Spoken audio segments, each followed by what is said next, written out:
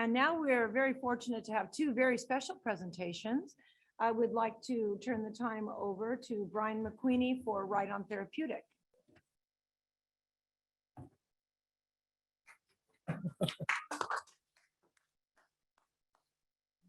Well, thank you. Thank you.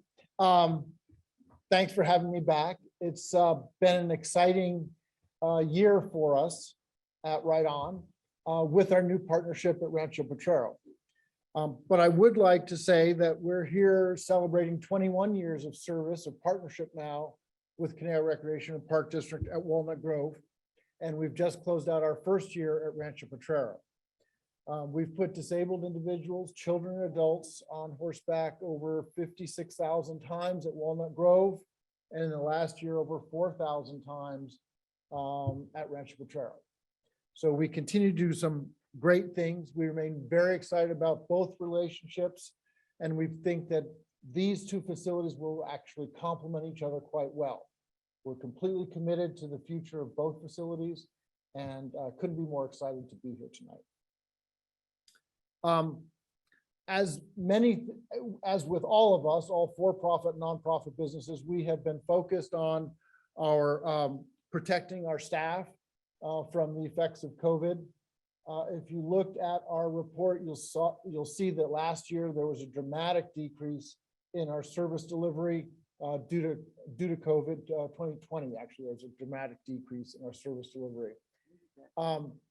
That was a challenge, not only because we were shut down for a period of time, but also because the clients that we serve are medically fragile to begin with and require close contact to have the support system so that everything stays safe.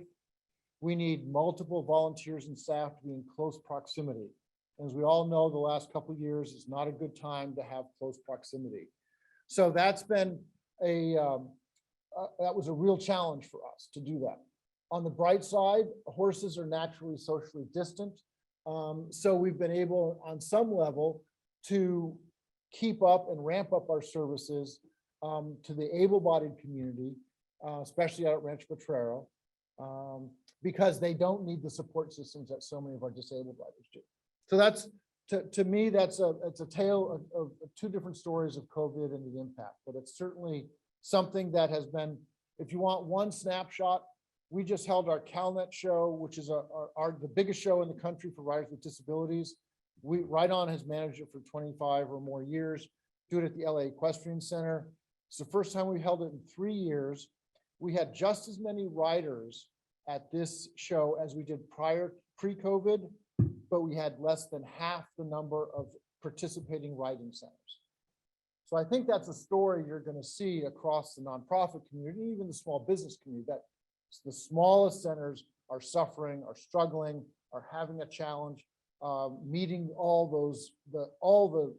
the slings and arrows that outrageous fortune has thrown our way.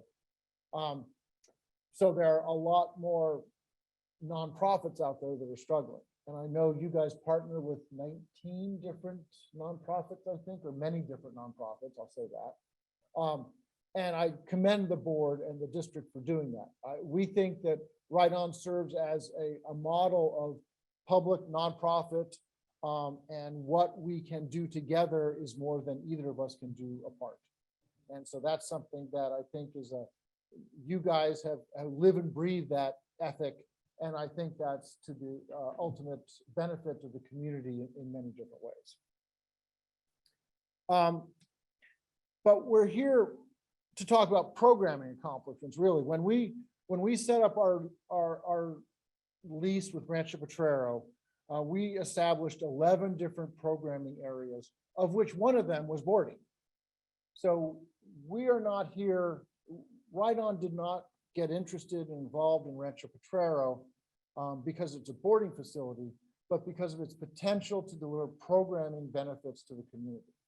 And those programming benefits are really quite varied. You can actually start the show anytime you want. The less I'm seeing, the better off. So we're starting off with affordable horseback riding lessons with clinics to help horse enthusiasts, summer camps. We have so many summer camps now with the district, with Horses in the Hood, with Safe Passage Youth Foundation. We have horse shows both for able-bodied and disabled individuals.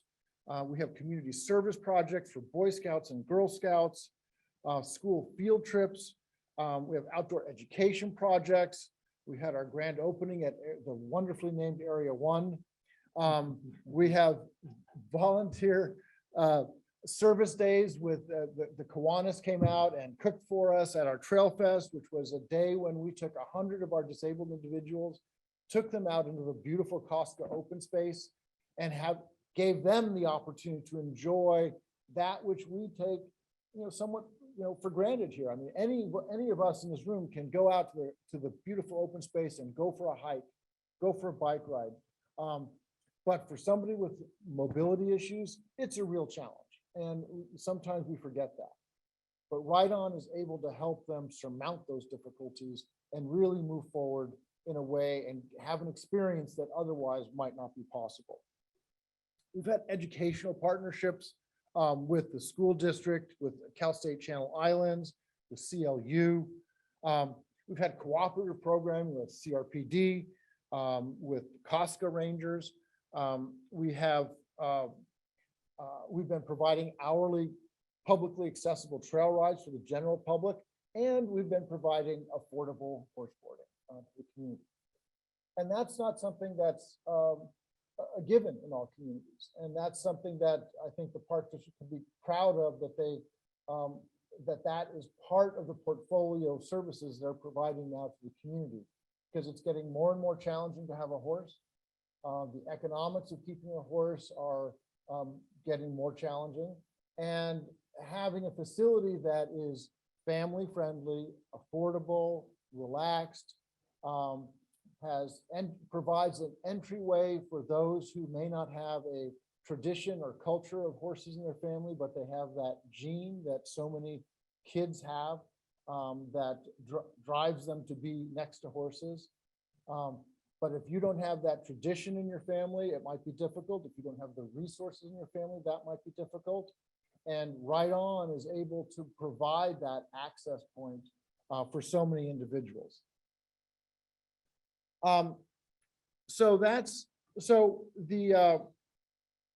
We have other programming partnerships that are going that are not specifically related to this. Ride On was selected by the city of Los Angeles to lead their para-equestrian development in anticipation of the 2028 Olympic Games. So the city of Los Angeles is investing heavily in youth sports, and part of that is youth adaptive sports. And they asked Ride On to participate in that. So we've developed a program with them that is going to systematically reach out to underserved populations across the city of Los Angeles and get them to understand what the potential is about para-equestrian sports, and even to entertain the dream of representing their country at the Paralympics. That's something that's really quite extraordinary. This dovetails with Ride On's status as a U.S. Equestrian Federation Center of Excellence for para-dressage. That's a status we've enjoyed since we were the first class of centers recognized that way, going back to 2015, 2016. And that is something that is, we are the only such center west of the Mississippi. So again, Ride On is in fairly rare territory with some of our ability to have these relationships both with CRPD, with the city of Los Angeles, with the U.S. Equestrian Federation, starting with local schooling shows that are in our own backyard at Rancho Potrero, going up to the Special Olympics World Games or the Paralympics. That's quite a breadth of potential activity, and something that's really important to what we want to do.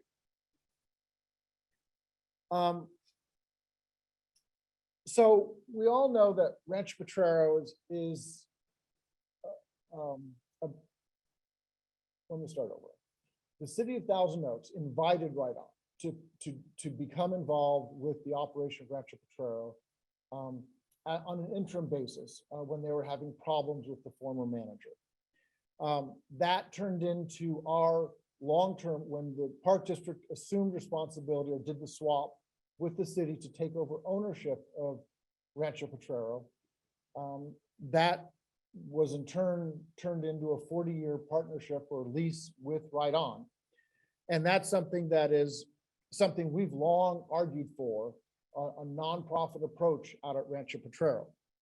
We think that a nonprofit approach is the best way to leverage the investment that's already been made in that site and to really get the benefits that the community is looking for, the benefit to the broader public. Nonprofits judge their success by delivering programs and services to our stakeholders. That model is a great one for us here. That's basically how you guys do it the same way.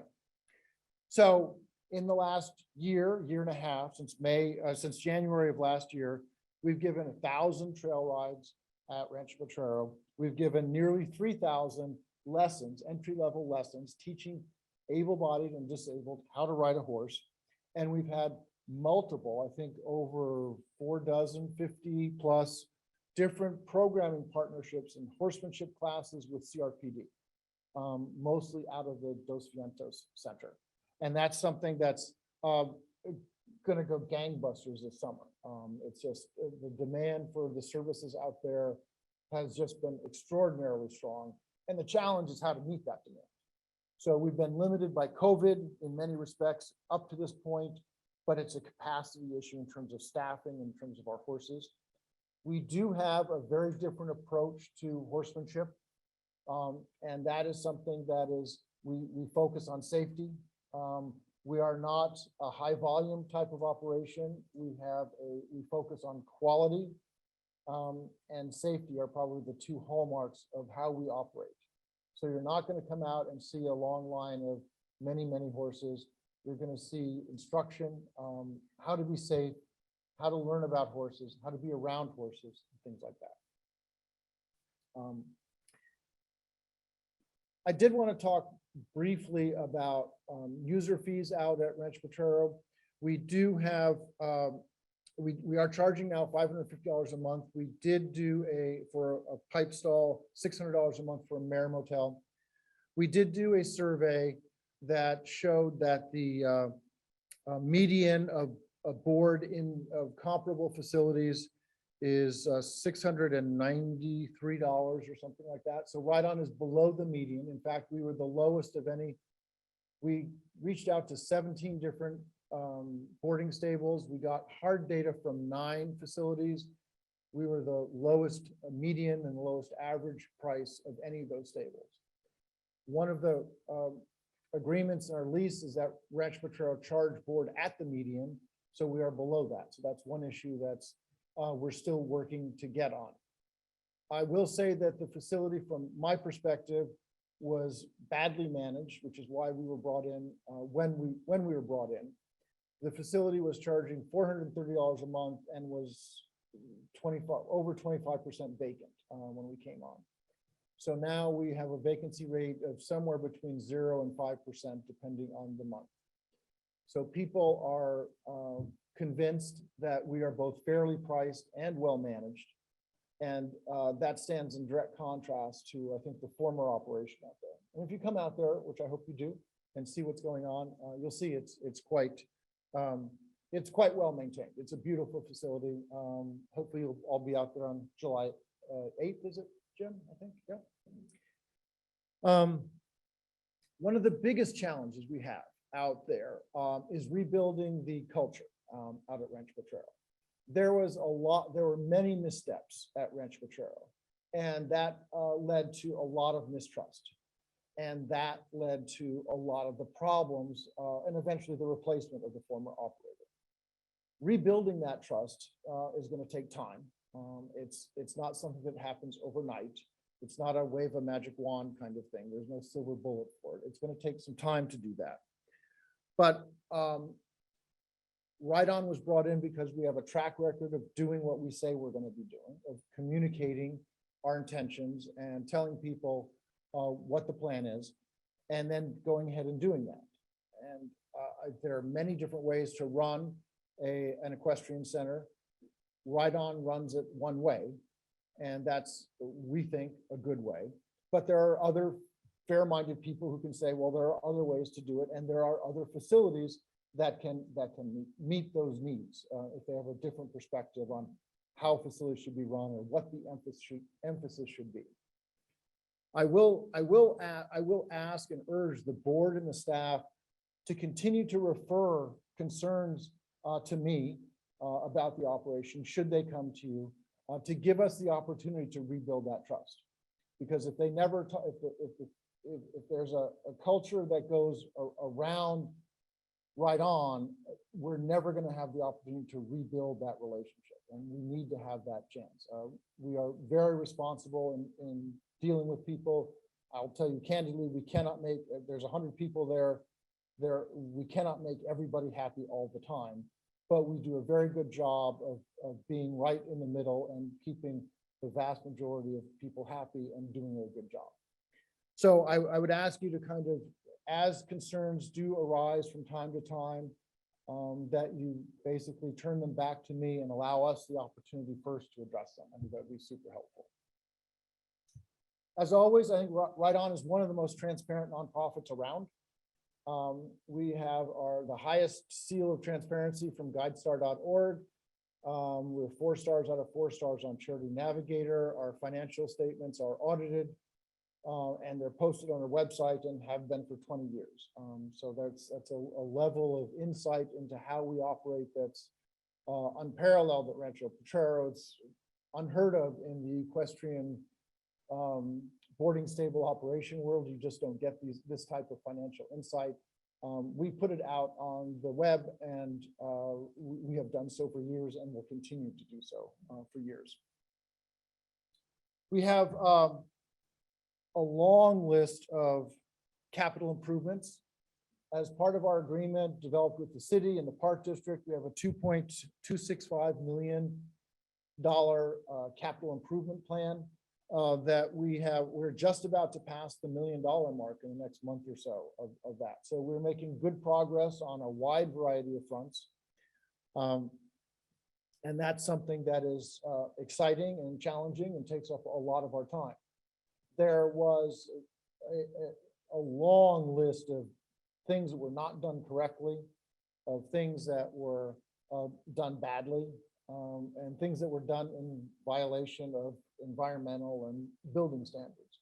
So those things are all identified, they're understood, and we have a plan to fix them and address them. And we're making very good progress along those lines. In the coming year, we're going to be installing a second caretaker trailer for our ranch manager. We're going to be adding ADA accessible bathrooms for the facility. There's only one bathroom on site right now for 20 acres. It's pretty bleak. We're going to be adding a small office to support ranch operations out there. And we're going to be renovating the last of the 4 main arenas. So we've renovated 1 arena. We've renovated 2 arenas, and we're in the process of renovating the 3rd right now. It should be done in another month or so. And next year we will renovate the last major arena. We still have a plan to improve and we're talking with the city and the city building department, getting plans for renovating the rent string area, some things that were not done quite correctly out there that need to be fixed and brought up to code.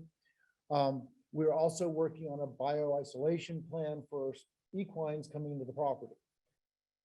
So this is something probably none of you heard about, but there was a COVID-like disease that went through in Southern California, the equine community a few months ago. The state veterinarian locked down all non-essential horse travel. And it was pretty serious because it spreads just as bad as COVID. And if it gets ahead of the herd, it's going to be very bad for a lot of horses. So we take seriously biosecurity. We have a plan. We have 3 isolation stalls right now, more or less temporary. We're looking to build 2 permanent bio-isolation stalls and do that. We're also working on emergency preparedness. One of the biggest concerns I had when I got there was no water supply reserve on site. So if we lost our water for any reason, Gloria and I are old enough to have been in Chatsworth during the 94 Northridge earthquake. The earthquake was at 4:30. We lost our water at 7 a.m. So we spent that time filling up every bucket we had with water, and it was good because we lost our water at 7 a.m. and we didn't get it back for a week or more. So not having water is critical when you have 100 and some odd horses on site. So we've added the ability to have 4,000 gallons of water stored on site, which is enough for several days. We also have a water truck now, so we can go get water if we need to. That will also help with wildfires. Since I've been there in the last few years, we've had 2 spot fires on either side of our ranch out there. So this is stuff that's quite real. Evacuating horses is a big deal. It's very challenging and extremely stressful. And that's something that we are working with Ventura County Animal Services to improve the ability of the community to evacuate horses and make sure our horses are safe at the same time. One of the most exciting things I want to say is that our fundraising has been canceled for 3 years, our in-person fundraising. On September 10th, we will be back at El Campeon Farms in Hidden Valley, and I'd love to see CRPD there. It will be a fun time, and we'll have our horses there, we'll have our riders there, and we'll have some great food and wine. I hope you guys can make it. I think that's all. I'll stop there. Nice. And if you guys have any questions, I'd be happy to answer them. Thank you very much. That was very informative. Excellent presentation. Thank you. Does anyone have any comments or questions? Director Huffer. Brian, I'm always impressed by what you and your staff are able to do with the additional site now at Rancho Potrero. How many additional staff did you have to add in order to be able to provide all of the programs and services that you have out there? We have 4 full-time facility staff out there that do the daily maintenance and the capital improvements. And then we have another 3 mostly part-time instruction staff. So seven people. Okay. And am I correct that all of the staff that are providing the summer camps and the ongoing equestrian programs for the district, those are your staff, not the district staff? Correct. Right? Correct. Okay. Yes. All right. You mentioned that you were involved with Cal State Channel Islands and Cal Lutheran. What does that entail? So we had professors call us up. They wanted to do a kind of a team building experience for their class. Mostly these classes are ecology classes. So they came out, they went on a trail ride with the professor and the class. And then they came back and kind of processed what they had seen and used that as a learning opportunity for the entire class. It was super, it was very nice. We also did a team building ride for Park District staff and for a private corporation. Good. All right.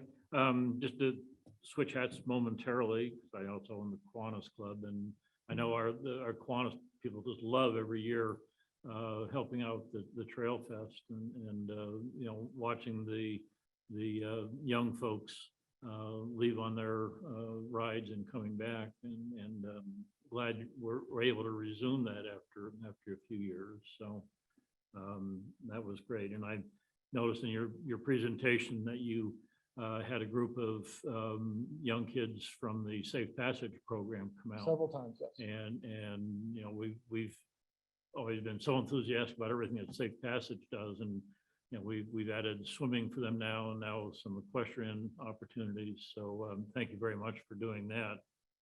I think you need a contest to rename Area 1. It has to be something better than that. I'll defer to others in the room on that issue. You mentioned all the capital improvements that are planned or underway at Rancho Potrero, but I know in years past when you've given your presentation, you've talked about some of the repairs and improvements that are needed at Walnut Grove. Are those sort of on hold at this point, or are you working on those as well? Thank you. Yeah, Walnut Grove is, we're addressing Walnut Grove on two levels. On a daily basis, operations there continue. We have been doing smaller level improvements. We just did an accessibility improvement with our barn to redoing all the barn door helps. That's with a combination of district and city of Thousand Oaks support with right-on support thrown in. To make our barn even more accessible for those with disabilities. So we're doing smaller level improvements there. There is, our master plan has probably what was a $3 million complete site redesign. We have, I think, 19 years left on our principal lease and a 20-year option behind that. And honestly, if we're going to be delivering another 39 years of service out there, at some point, those capital projects are going to move off the back burner and have to be dealt with.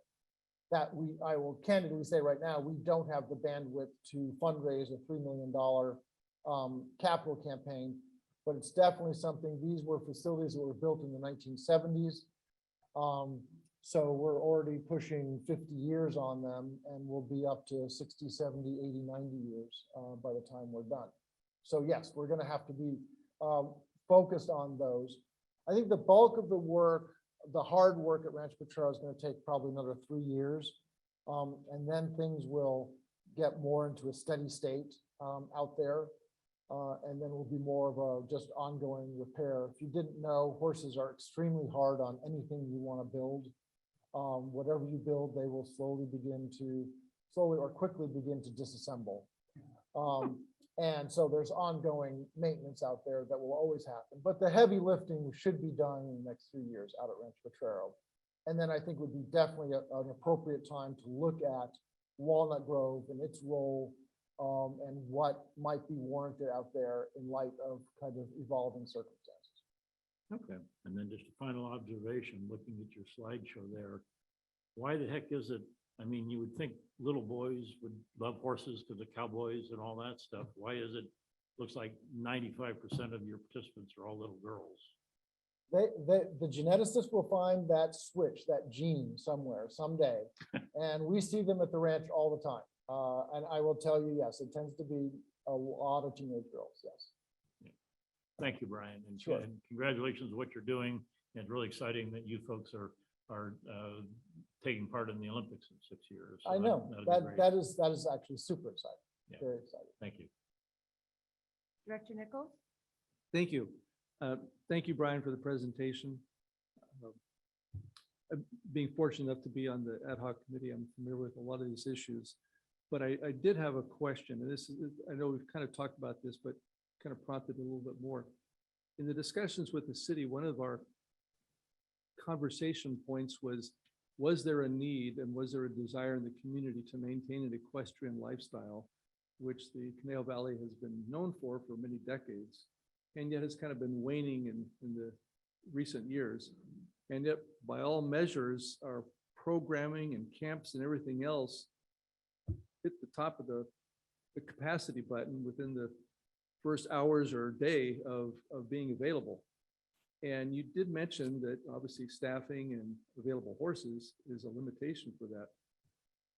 If there is that much of a pent up demand and people are wanting to do it, is there a way to expand that in the short term, or is this going to be a long-term effort? And any ideas on how you address that, or is this just something that it's new and exciting, and that interest will wane in the short term? Well, no, I'll say that, you know, right on at Walnut Grove has proven for 20 years that if you bring it, they will come. That the community responds on kind of an instinctual level when there are horses around. To me, it's a little bit of a chicken and egg that's driven by economics and why horse keeping is becoming more rare. It's more challenging to keep horses in urban environment. The land is getting more expensive, which means it gets subdivided, or people will put a tennis court on a lot. There's a long list of reasons why family horse keeping is getting more challenging.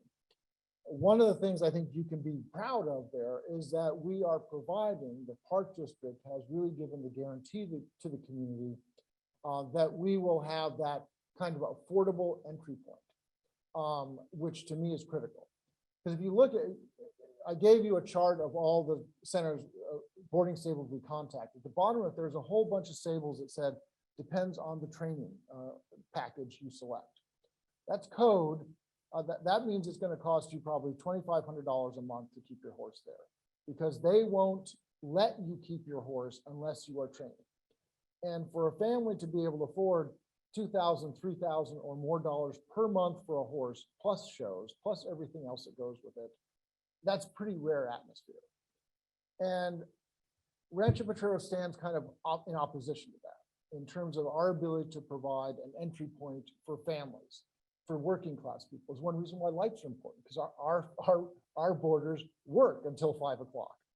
They don't have the luxury of setting their own schedule. We have families that come here and they work to support their disabled children, and they want to have service at 5 o'clock in the winter. So these are reasons why I think the community definitely wants this kind of stuff. It's just more challenging in the kind of current environment that we have. As far as staff and horses go, there's two separate conversations there. The horse market has just gone crazy during COVID, and I don't know why. There were virtually no horses available and no horses being donated. So right on, for our entire history has relied on horses being donated. And in the last 18 months, I think we spent $60,000 or $75,000 purchasing livestock now, which we have never done in 25 years.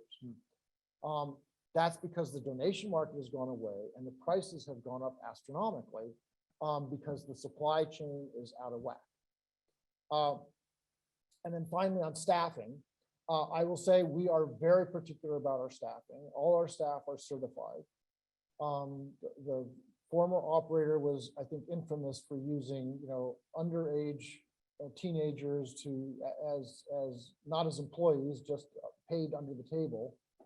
Right on, we take pride in the talent of our staff, the tenure of our staff, the professionalism and the qualifications of our staff, and the training of our staff. These are all excellent people. These are leaders in the field. They can teach and train other professionals how to be active, how to teach and train to be around horses. They're that good. And finding them, especially now, I mean, the same labor market that you guys are struggling with, that every for-profit business is struggling with, Right On is struggling with. COVID has just upset so many apple carts that it's really tough to find people. It's more expensive than ever. And that's something that's a struggle. It's a struggle. But we're keeping the standards.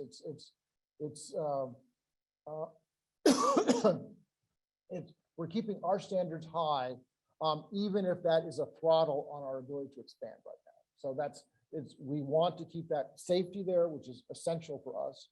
And we're happy with that, although it is frustrating. Thank you for that. I just had two additional comments, not questions, but while we consider this a community equestrian center, I think it's such a jewel for our community and such a unique facility. It's really like a district-wide facility more than it is just in alignment with our community parks. But it's just a fabulous facility, and I'm so appreciative of your efforts. And then the second comment was in our coffee a couple of weeks ago.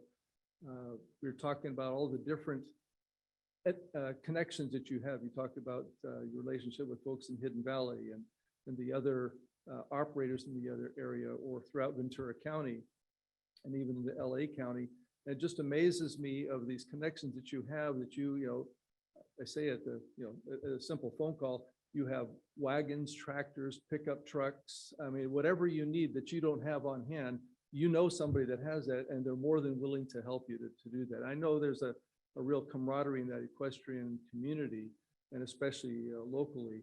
But I just want to thank you for exercising that for the benefit of the community, because it really does pay off in so many ways. And I think it's just a further testament to your willing to partner with others and just to make it better for our community. So thank you for the presentation and thank you for your continued work.